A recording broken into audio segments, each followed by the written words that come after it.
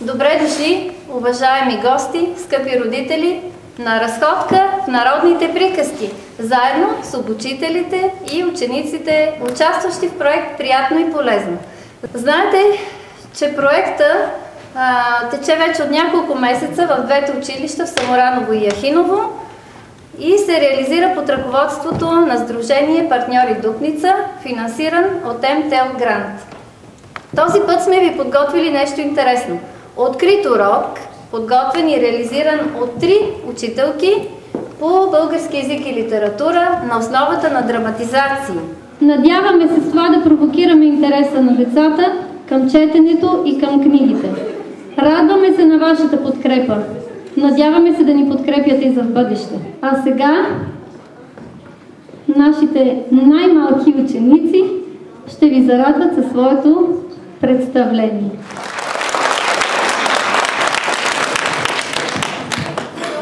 Народното творчество включва народни приказки, народни песни, пословици, поговорки и гатанки. Техният автор е анонимен, колективен и те се предавали от уста на уста. Народните приказки биват няколко вида – битови, за животни и вълшебни. Ох, нищо не мога да разбера. Идва ми като в народната приказка да извикам неволята, но и тя едва ли ще ми помогне. Най-добре е да извикам някой герой от народните приказки, но кой? Трябва да е честен, за да разчитам на него. Трябва да е много умен, за да знае всичко. Трябва да е и хитър, за да... Ей, какво гледате само? Помогнете де. Кой герой от народните приказки е честен, умен и хитър? Хитър, Петър! Хитър, Петър! Кой ме вика? Я, каква ги издава мома? Не се задявай с мен, а ела ми помогни да си науча урока за народното творчество. Добре, разказвай каквото знаеш. Аз теб извиках, ти да разказваш. Да има да вземаш на мен, Господ ми е дал 2 уши, за да слушам повече и 1 уста, за да говоря. Така че почвай. Народното творчество е устно. То се предава от уста на уста. Срещат се хората на улиците и почвали да се разказват приказки и да пеят песни. Не, хората се срещали на улиците, на седенки и там се случвали тези неща. Сега няма седенки. Как да си науча урока? Седенки няма, но тук са децата от училище Христо Ботев в село Самораново, които работят по проекта Приятно и полезно, финансирано от ТЕМ Грам. С тях ще направим разходка в народните приказки. Да тръгваме тогава.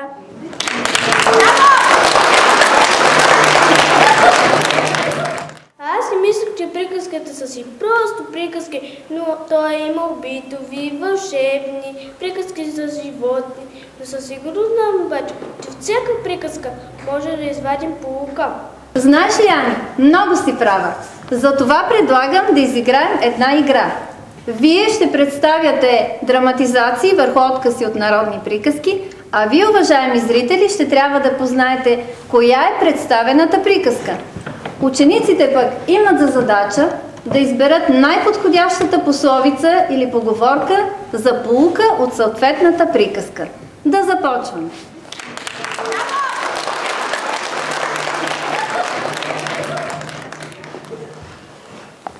Синко, защо се връщаш с празни ръце? Вярно е, тате, че аз се връщам с празни ръце, но парите, които ти ми даде, не похарчах за скъпи плодове. Аз постъпих, тате, в едно училище и там учителите и книгите му учиха цели 3 години. Плодовете, които набрах, са в сърцето и ума ми. Аз мисля, тате, че те също са скъпоценни плодове. Познахте ли коя е приказка? Най-скъпоценният плод. А коя ще е най-подходящата поговорка? поговорка за булка. Ради, ти ли искаш да кажеш? Ела, Никой не се ражда научен. добре, може и така. Други предложения има ли? Боби, ела да кажеш. Ето там сме наредили поговорки. Можете да изберете и от тях.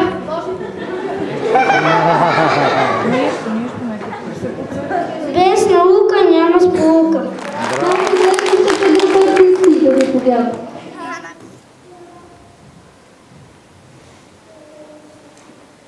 Мъжа, не мога да го търпи този старец на масата. Какво да го правя, баща ми? Там под стълбите съм му послала едно чердже, там дига да яде. Добре, така да бъде. А ти, синко, какво правиш? Правя ви корито с мама, като стареете дима в какво да ви храня. Леле, жено, засрамихме се. Еми да върнем татко.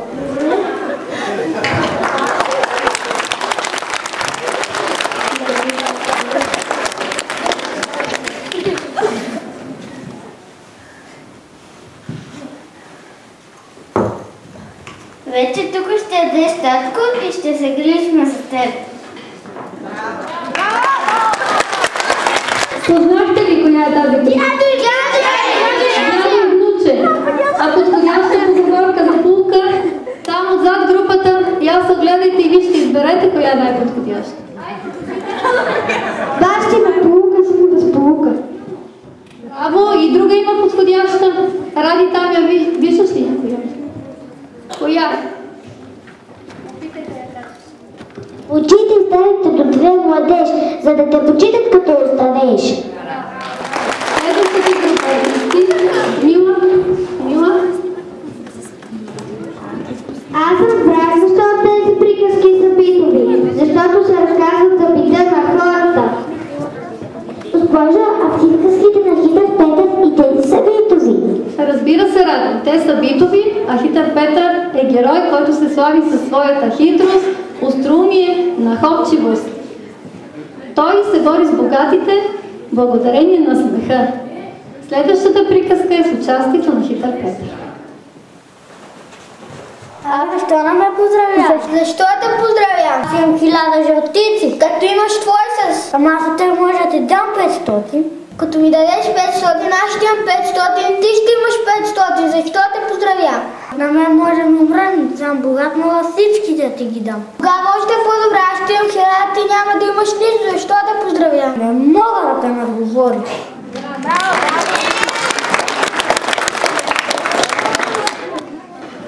Още има ли артисти? Къде сте се скрили? Ани? Синове мои, идете сами в гората за дърва. Стар съм вече, ще си почина малко. Тате, ако ми се щупи колата, Повикайте неволата.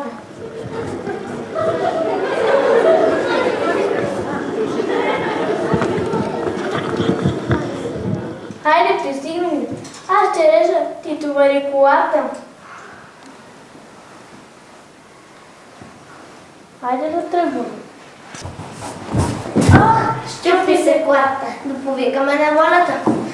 Неволо, неволо, ела да ни поправиш колата. Бате, тая пусна неволя няма да дойде. Или се запилява някъде, или поправя някоя чужда кола. Да се поправим сами колата. И хайде.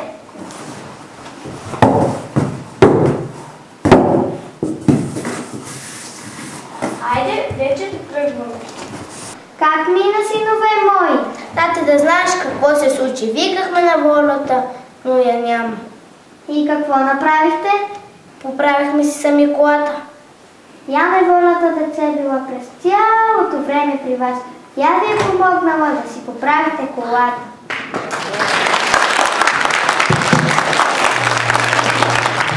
Аз разбрах защо приказките са ни любими. Те винаги завършват добре и случките са интересни и забавни. И че интересно, а децата колко са малки, а как хубаво обясниха за битовите приказки. Да, това бяха децата от първа група с учител госпожа Гранчарова. Браво!